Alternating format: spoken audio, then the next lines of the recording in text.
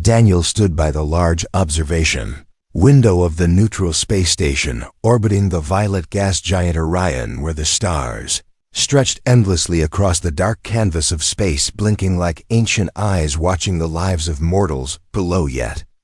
Daniel's mind was far from the stars. Instead, it was tangled in the silence of this alien place, a place built by dozens of species for peace, science, and exploration, a place where humans were still newcomers, still watched carefully. He had been sent by the Earth Council as a cultural envoy, a polite term that really meant watch, listen, smile, and try not to offend anyone. His job was to learn and report back. His interactions with other species, and so far most had been formal, awkward, and forgettable, but that changed when he met Hirsch. He entered the grand chamber with a presence that made everyone pause, even those who had no eyes still turned to sense her arrival. Tall and graceful, her form shimmered slightly in the light, her skin smooth and opal, like shifting with hues of soft blue and pearl. Her name was Lyra, and she was a diplomat from the Avenari, a race known not just for their technological superiority, but also for their strict emotional control and their ancient isolation. Lyra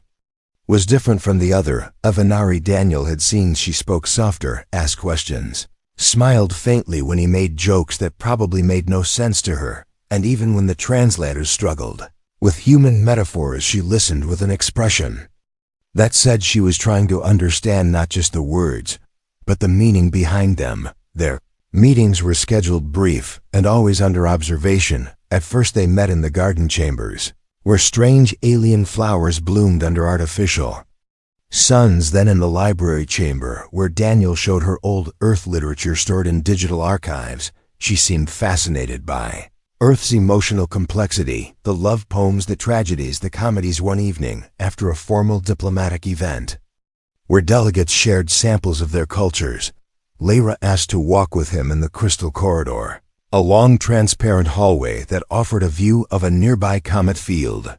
She said the view reminded her of childhood, and for a moment, Daniel felt like they were no longer two representatives from different worlds, but two people standing together in the quiet. He told her about the ocean, how it sounded when you stood at the shore, the way the waves pulled back like a breath before crashing forward again. He explained how it felt to run barefoot on sand, warm and rough against your skin. She listened closely, her eyes shining like starlight reflecting water, and she told him of the wind on her homeworld, how it sang through tall glass trees, creating melodies that changed with the seasons. Time passed strangely in that corridor, hours, maybe days or minutes. Daniel could not tell. Eventually, they stopped walking and just stood there looking at the stars. And that was when it happened. No ceremony, no dramatic pause, no deep music playing in the background.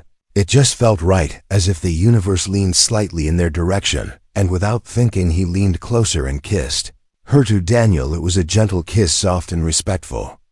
Something human and tender. To Lyra, it was something far more complex for the Avenari. Physical contact, especially something as intimate as a kiss, was not just symbolic, it was biological. She stepped back, eyes wide, glowing faintly, her body language unreadable. For a moment, Daniel feared he had ruined everything. He apologized quickly, trying to explain that it was simply a gesture of affection, something warm and emotional from human culture. She nodded slowly, saying she understood, though her voice sounded distant, as if her mind had traveled far away. The next day Lyra was gone, recalled suddenly to her homeworld. No message, no explanation, just silence where her presence once was. Daniel waited, hoping for a note, a message, a sign, but none came. The space station moved on. New delegates arrived, old ones left.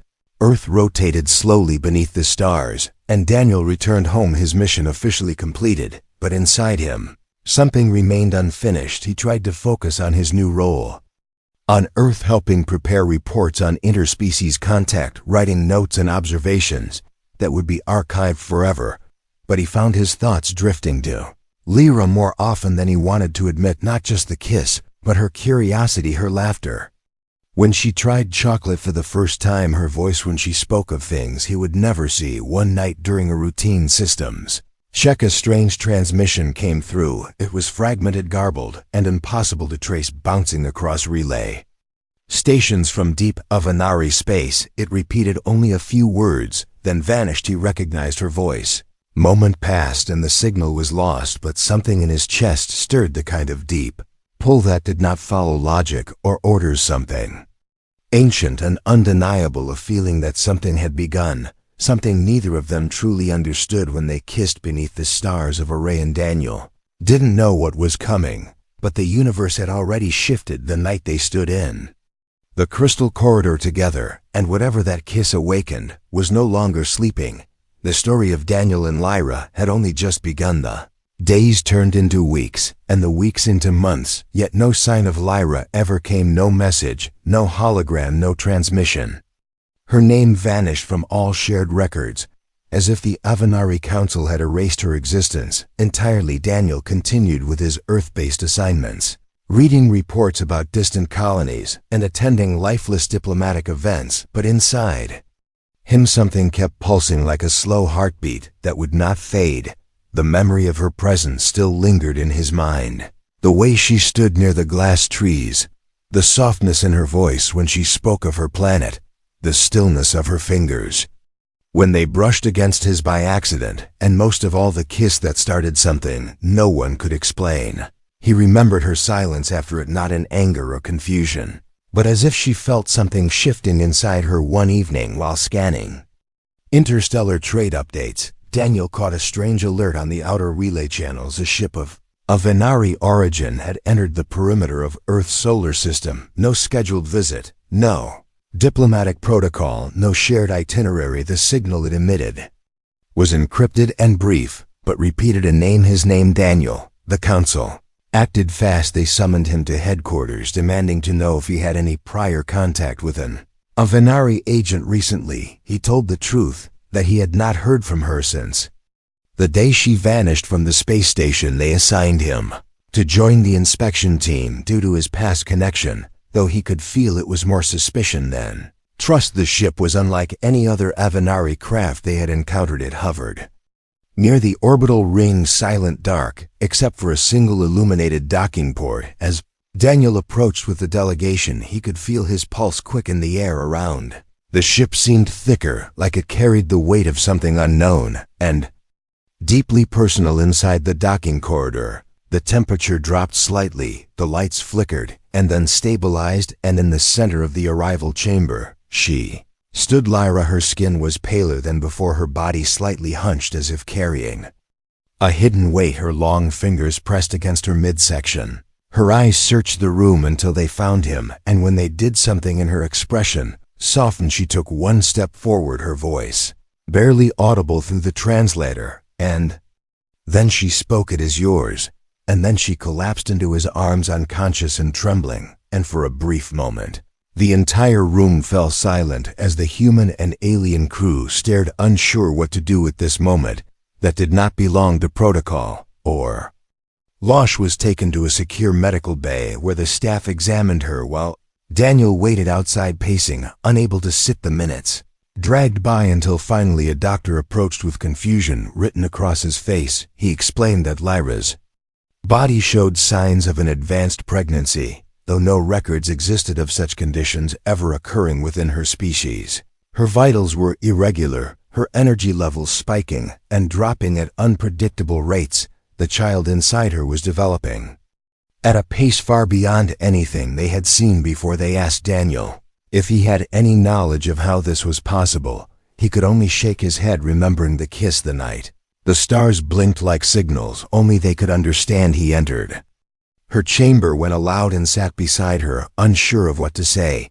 She opened her eyes slowly, her voice now clearer, though still laced with exhaustion. She told him the truth. After their kiss, her body began to change, not immediately, but subtly over time. Her energy fluctuated, her thoughts became clouded, her emotional control started weakening. Something inside her had awakened. Her people discovered it quickly. They had scans and rituals for such anomalies, and when they realized what had begun, they tried to suppress it. They tried to silence her, but the child kept growing. They called it a contamination, a merging of DNA never intended by the Avanari genetic code.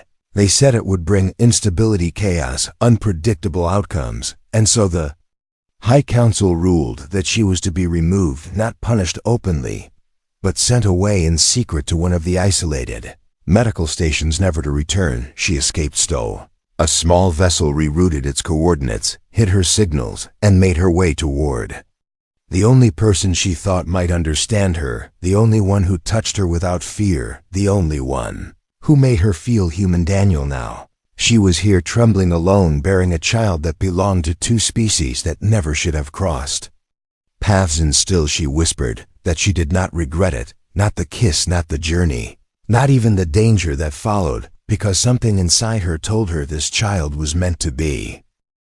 Daniel looked at her and felt 1,000 thoughts crash through his mind. How could something like this happen? Why did it happen, and what were they supposed to do now? He reached out and took her hand, not because he had answers, but because she needed someone to stay with her, to believe with her, even when the galaxy might not.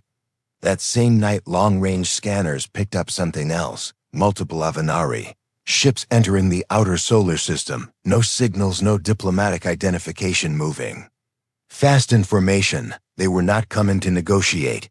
They were coming to retrieve what they called a mistake. Daniel knew in that moment that their journey was far from over. Something had started the day he kissed her, something powerful enough to shake ancient codes and silent stars. And now, as those ships moved closer, he understood that protecting Lyra and the unborn life inside her might become the greatest challenge he would ever face in the cold silence between stars. But he was ready.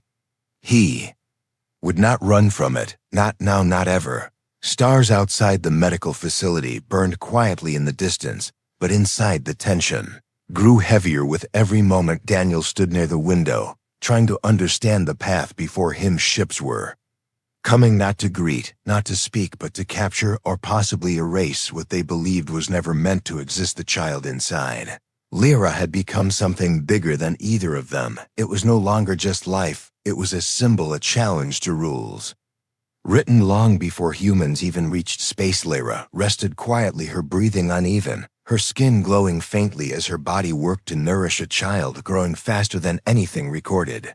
Daniel's thoughts raced. He knew Earth Command would hesitate to take sides, but hesitation would not stop the Avenari vessels. They were already within system range, and if they followed their own hidden protocols, they would attack without warning, leaving no trace behind. He met with the commander of the orbital base, a sharp officer named Grant, who looked at him like a man carrying too much weight. Daniel explained the situation clearly. Lyra was not a threat. She was a mother seeking protection. The child was not an invasion, but a rare bridge between two worlds. But Grant only stared without emotion and said orders were being reviewed by higher councils, and that nothing could be done until then. Daniel realized waiting meant death. He left the base before dawn, taking Lyra with him, her condition worsening, yet her resolve stronger than ever. They boarded a small research vessel tucked deep in one of the station's lower bays. It was outdated with patchy engines and minimal defense, but it could fly, and Daniel knew a place where no one would look. A forgotten moon near the edge of known space. As they traveled, Lyra told him about her escape from Avenari control, how she used fragments of old codes her late mother once shared, how she bypassed security layers, using knowledge she was never meant to possess, how she left behind everything, including her name, title, and home, just to reach him.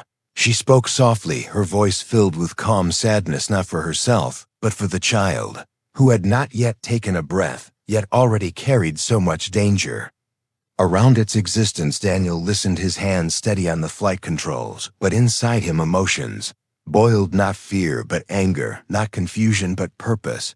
How could life be punished before it even began? How could a species claim wisdom while hunting its own flesh only for being different? The child was not a mistake. It was proof that connection could cross even the farthest biological distance. They reached the abandoned outpost buried under layers of rock and ice, an old station used long ago by human explorers when space travel was still a dream, filled with metal hulls, rusted supports, and barely working systems.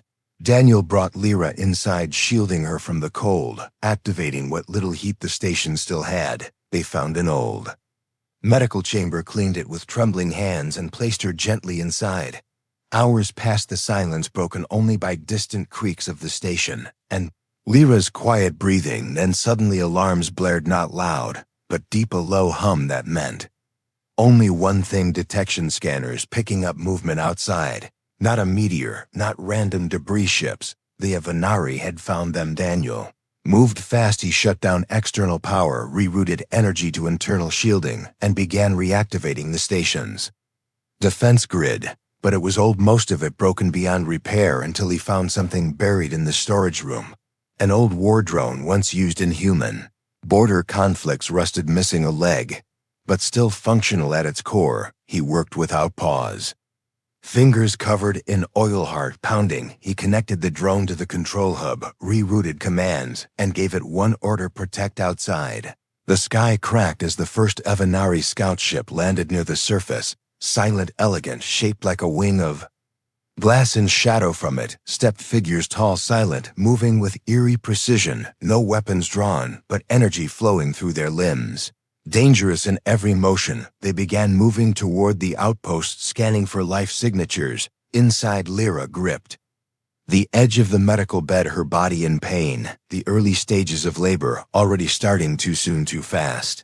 Daniel stayed by her side, wiping her forehead, whispering that he would not let anything happen. She nodded, her eyes fierce, even as her body trembled. The attackers breached the outer doors, moving through the hallways one by one, their steps silent like ghosts. The drone activated from its corner, blue light shining from its sensor. It launched forward, clashing with the first invader, throwing it against the wall. Sparks flew, alarms screamed, and the battle began. Daniel used everything he could find: makeshift barriers, electrical surges, old vent systems reprogrammed to release blasts of heat. He fought like a man with nothing left to lose.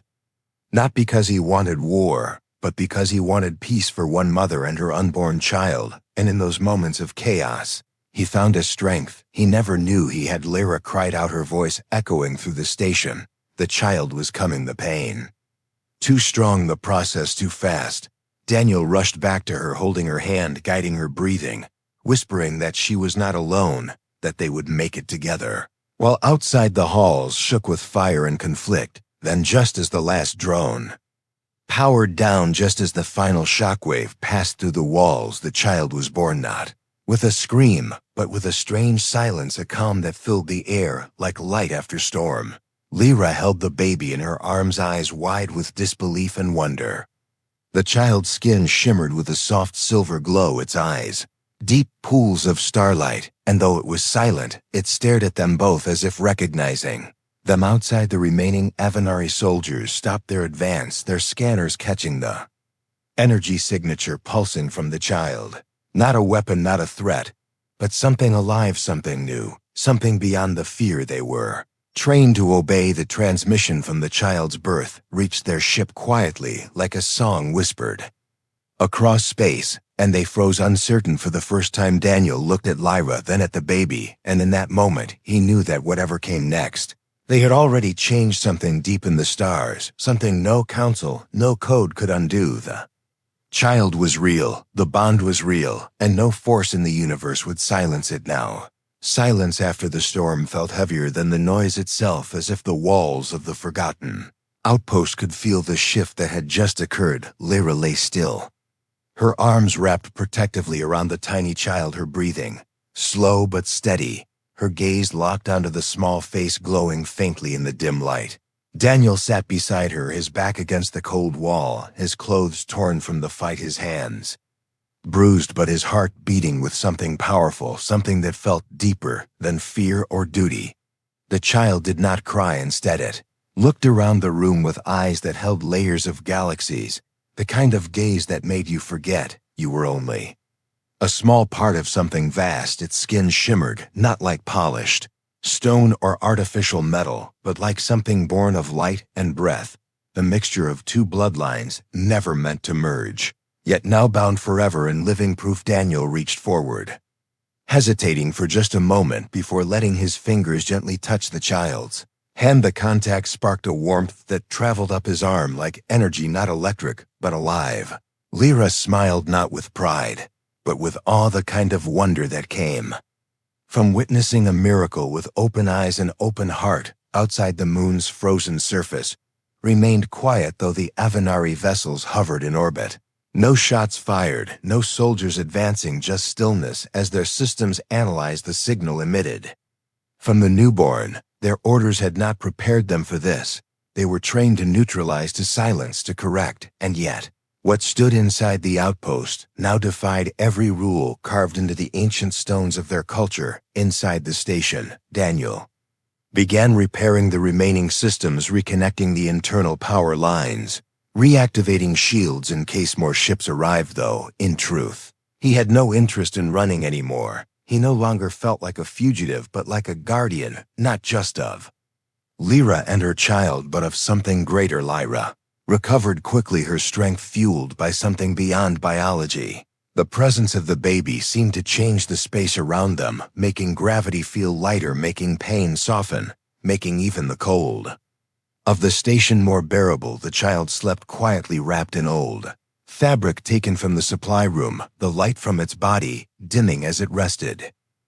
That night, Daniel could not sleep. He sat near the command panel, staring at the flickering monitors, unsure of what tomorrow would bring. His thoughts moved between fear and purpose, between what had been and what might come next. He remembered the first time he met Lyra, how distant she had seemed, how difficult it was to read her expression, and how everything changed with one kiss, not planned, not calculated, just real. Now he was a father to a child born of two worlds, both loved and hunted for simply existing. Early the next day, something strange happened. The nearest Avenari vessel powered down its engines, then slowly descended to the moon's surface, without weapons, without camouflage, just open movement, slow and deliberate. Daniel watched from the old window, unsure whether to prepare for battle or step outside. Lyra placed a gentle hand on his shoulder, saying she would go with him. They walked together out of the station, across the icy path toward the quiet ship parked in silence, its hull reflecting the pale morning light of the distant star.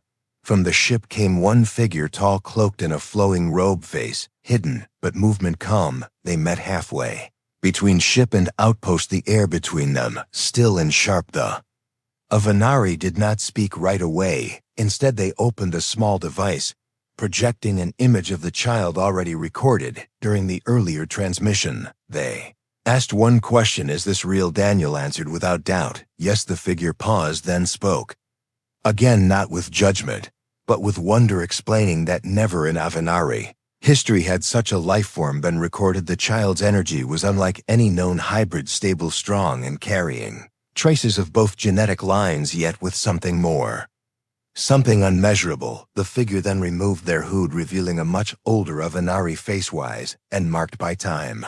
They introduced themselves as one of the last memory keepers, guardians of old knowledge, hidden from the council, knowledge that spoke of a time before laws, before fear, before isolation. They told Daniel and Lyra a story long ago. The Avenari were not so closed, not so afraid. They explored freely, made contact, shared life and knowledge. But something happened, something lost too. Time that turned their path inward, shutting doors, sealing emotion, and outlawing cross-species contact. The memory keepers had long suspected this choice was not wisdom but fear, and now before them stood living proof that the past could be healed. The memory keeper did not stay long, only asked permission to record the child's signature, and left with a message, saying they would speak to others, saying change would take time. But that hope had now taken form in the shape of one tiny child back inside the station. Lyra held the baby close, whispering words in her native tongue, while Daniel watched from the doorway, feeling like a man who had just stepped beyond history. The Avenari did not attack that day nor the next. They simply hovered, then vanished slowly, one by one, leaving silence in their wake. News reached Earth days later, unofficial messages carried by shadowed channels, saying that parts of the Avenari society were beginning to question the old laws councils had started. Private debates, and while no public declaration had been made, a quiet movement had begun. Daniel knew the path ahead would not be simple. The child would be watched, studied, whispered about across systems, But none of that mattered to him. What mattered was the warmth in his arms, each time he held that tiny life, the smile on Lyra's face, each time she saw them together. Galaxy was still vast, still filled with barriers and fear, but somewhere in its center a new kind of star had been born, one that did not belong to one world or the other, but to both and maybe someday to all. And so within that cold, forgotten station, far from home and far from war, the three of them remained. Not as fugitives, not as symbols, but as family waiting for whatever would come next and ready to face it together. The winds on the quiet moon blew gently over the abandoned station, but the cold no longer bit as sharply, and the silence no longer felt hollow. Instead, it carried a different kind of rhythm, something steady and calm, something that echoed with life. From deep within the station came the soft sounds of laughter, of tiny footsteps learning balance, of a baby's humming, sounds that came from neither human nor Avenari, but something entirely new. Something born of both, yet free from the past. Daniel stood near the station entrance, looking up at the sky, where stars now seemed different, not because they had moved, but because his eyes had changed with time and understanding. The days since the Avenari ships had left past like pages in a book, each one filled with learning, with questions, and with simple joys that made everything before feel distant. Lyra adapted faster than he expected. Her body adjusted to the new balance of motherhood. Her instincts sharpened in ways that surprised even her. She carried the baby with care, spoke to it with words in two languages sometimes, mixing both without noticing, and the child always responded with blinking eyes or a quiet glow or a small stretch of fingers, as if understanding everything. They named the child Mira, a name simple and soft, one that felt like a bridge and a beginning. It meant light in an old earth, tongue and harmony in one of the lost dialects of the Avenari. They agreed on it easily because it fit, because it felt right, because Myra was not just a child, she was the first step into a world no one had dared imagine.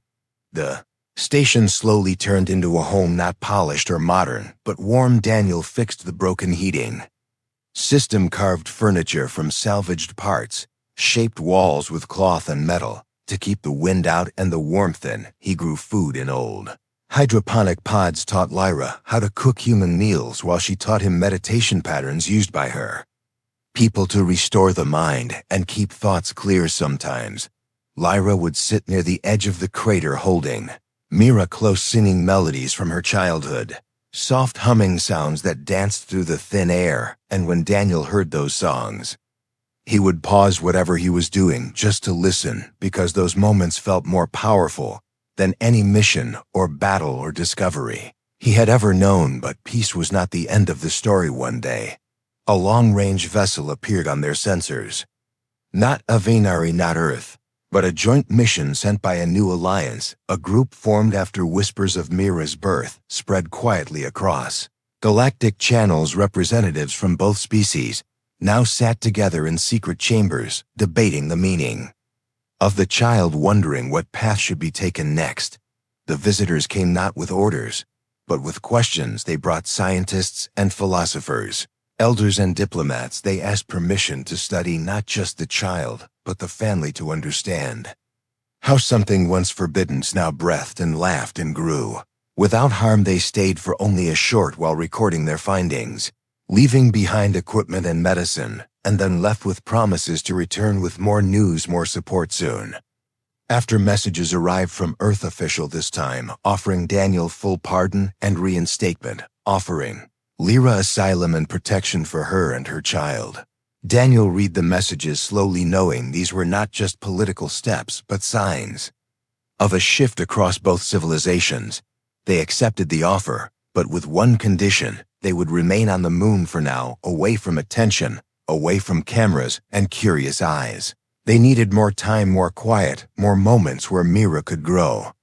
Not as a symbol, but simply as a child. And so life moved forward day by day. Lyra taught Mira to speak using soft tones and hand movements, while Daniel built small toys from leftover tech, shaping them into stars and moons and little animals from Earth and Avenari myths. Myra laughed more each day, her voice sweet and strange, carrying a tune that echoed both human softness and Avenari rhythm. Sometimes she would run across the metal floor barefoot, chasing the glow that followed her every move. Sometimes she would place her tiny hands on the window, looking out at the stars, and Daniel wondered what she saw, whether she felt the pull of those distant worlds or simply liked their light. And sometimes when the station grew quiet at night and Mira slept between them, Daniel and Lyra would sit in silence, hands intertwined, eyes meeting without words, because they had already spoken everything that needed saying. They had faced fear, had run from ships and codes and judgment, had risked everything without knowing what would come, and now they had found something not even the stars had promised, a life built from nothing but one kiss and the courage to believe in what followed. Lyra once told Daniel that her people used to believe the universe was born from a single sound that echoed forever, shaping light and matter and thought. And Daniel believed her, not because it made sense, but because Mira was proof that even one sound, one moment, one kiss could create something strong enough to change galaxies. And so in that quiet station under the soft winds of a forgotten moon, three souls lived, not waiting for history to remember them, but writing it slowly, with each heartbeat, with each smile, with each step of a child who belonged to both stars and sky. Their story was not one of endings, but beginnings. And as Mira grew and laughed and reached toward the stars above, one thing became clear: the future had already begun, and it was brighter than anyone had ever dared to dream. The end.